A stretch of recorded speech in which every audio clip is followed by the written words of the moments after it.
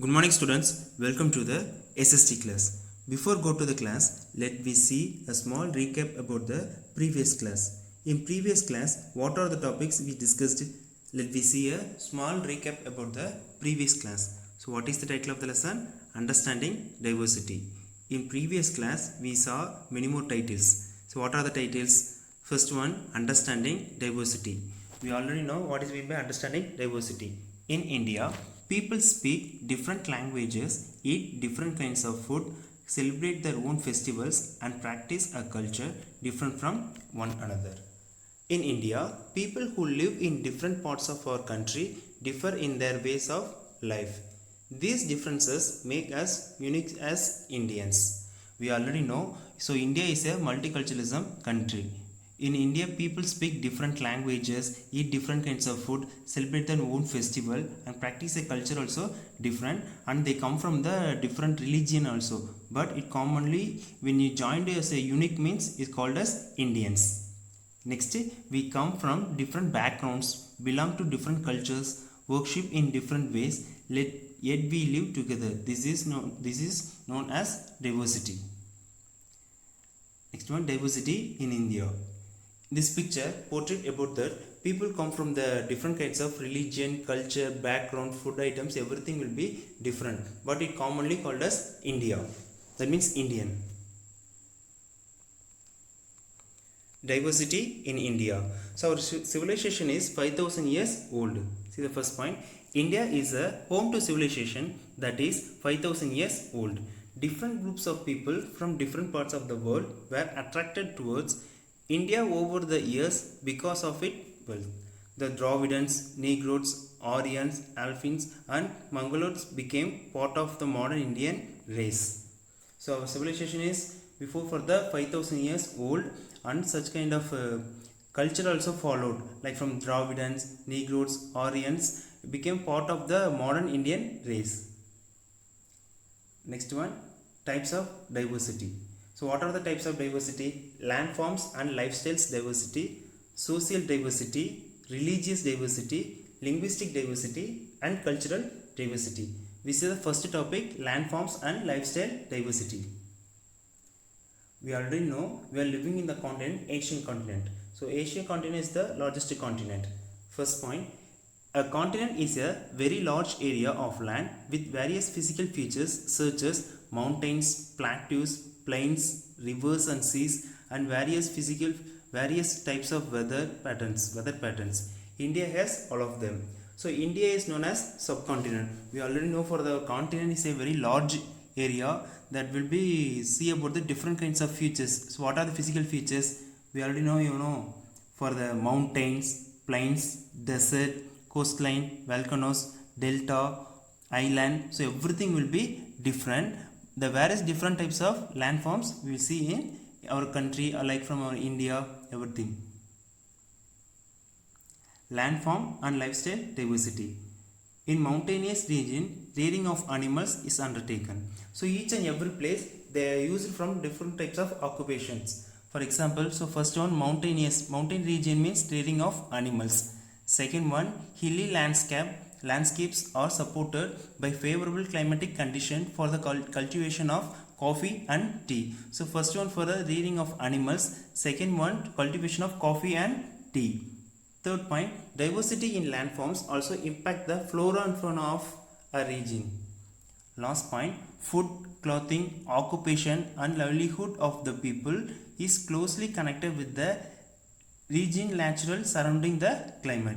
So all the occupation will be joined from a small surrounding in the world. Next is social diversity. A community is a place where people live together with their common interests or heritage. Our community is made up of peasants, laborers, artisans, parents, teachers, students and many others. For a comfortable livelihood, communities depend on each other. We already know for the social, that means society means the different types of occupation people enter from mass place. They have different type of occupation means doctor, engineer, teacher, even from police, judge, artisan, parents, students. So everything included. It's called for the social diversity. Students, now we see the new topic for today class. Today what are the topic we see? First topic, family and society. Here given from the two pictures. So first picture you know very well for the family, and second one like from our society. So family means you know very well father, mother, brother, sister, only from separate, right? It is called as family. Society means the different types of families enter into mass place. It's called a society. Not only for the family, different types of occupation also enter from one place. So this is the difference between family and society. Family and society. Families consist the fundamental unit of a society. So family constitute the fundamental unit of a society. There are two types of family: joint family and nuclear family. Nuclear families. Families live in a harmonious neighborhood. Hundreds of neighborhoods collectively form a village, and thousands of them group together in a city. We already know. So this one separate for the family and this one for the society. Family means it will be different from two families. That means two types of families. So first one joint families, second one nuclear family. So family live in a harmonious neighborhood. Hundreds of neighborhoods collectively form a village, and thousands of them group together in a city. Next, religious diversity. We already know. So India is a multiculturalism country. We people come from the different culture, eat from the different kinds of food, and wearing the cloth also different. But commonly it's called as Indian. So India means it come from the different religions, different cultures. So everything will be different. So in this picture also describe about the religious diversity.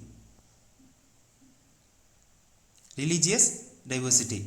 Our constitution declares India to be a secular nation in which all religions are treated equal. The freedom of religions is our fundamental rights. So our country is very for the secular country. So what is our constitution say? So our India is the best and secular country to all the people, and they treated the people equally. There is no for the higher religious or lower religion. So all the religions are treated equally. You give for the freedom means that freedom will be equal to all the religions. So first point, our constitution declares India to be a secular nation in which all the religions are treated equally. So religions are treated equally. Second point, the freedom of religion is our fundamental rights. Third point, India is the birthplace of many religions and has become the home of many others. So Hinduism, Islam, Christianity, Sikhism, Buddhism, Jainism and Zoroastrianism flourished in India. Next, religious diversity. India is a landform festival. We already know. So India is the landform festival means we see about the different types of landform. For example, mountains, desert, plains, islands. So everything will be different. That means we already saw about the landforms diversity.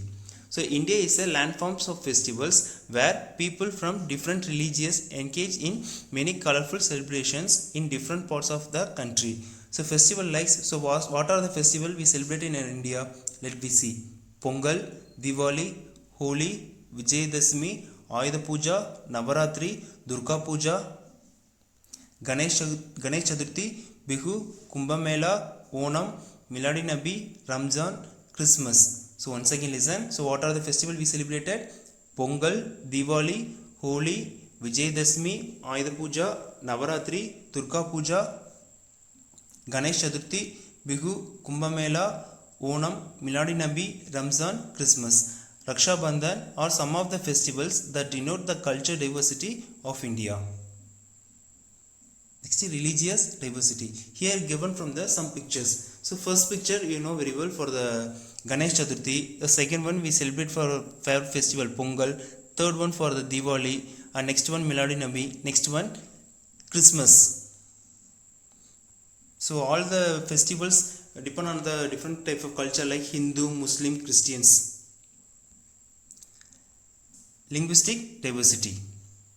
According to Census of India 2001, India has 122 major languages and 1,599 other languages. Once again listen. According to the census 2001, India has 122 major languages and 1599 other languages. Four major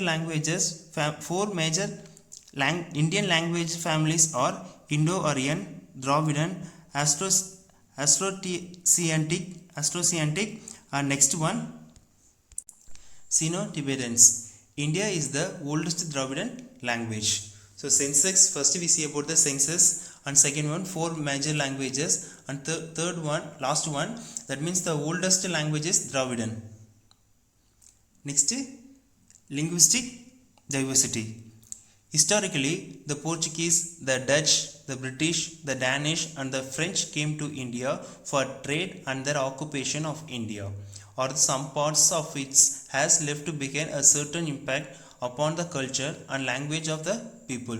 We already know now we are living from freedom, right? Wherever you go, there is no restriction. But before get for the freedom, so all the countries, that means all the people and all enter from our country, means the purpose only for the trading. After that they occupy from the all the places. At last overall from India goes control to British. After that only make for the long struggle, freedom, long struggle, and also make for the fight to the British government, then only we get for the freedom. So that only described here. So first one, historically the Portuguese, the Dutch, the British, the Danish, and then for the French. So everyone what purpose to enter into India means for trade and their occupation of India. Once first you enter into the trading, after that the occupation from all the places. See the next point. The British ruled over the entire country for the over 300 years before independently in 1947. The English language gained prominence in India. Once again listen. The British ruled over the entire country for the over 300 years before independence in 1947. The English language gained prominence in India. That means what happened? English language is the important one in the world. When British ruled in India, so that time British people worked in different parts of the place in the country. So only English language is easily spread all over the world. So this passage also describe about our independence, that means 1947. Before itself, so English language gained prominence in India. So the main reason is the British people and all worked in different places and also for the different areas. So only the English language is easily mingled to the people. Thank you, students.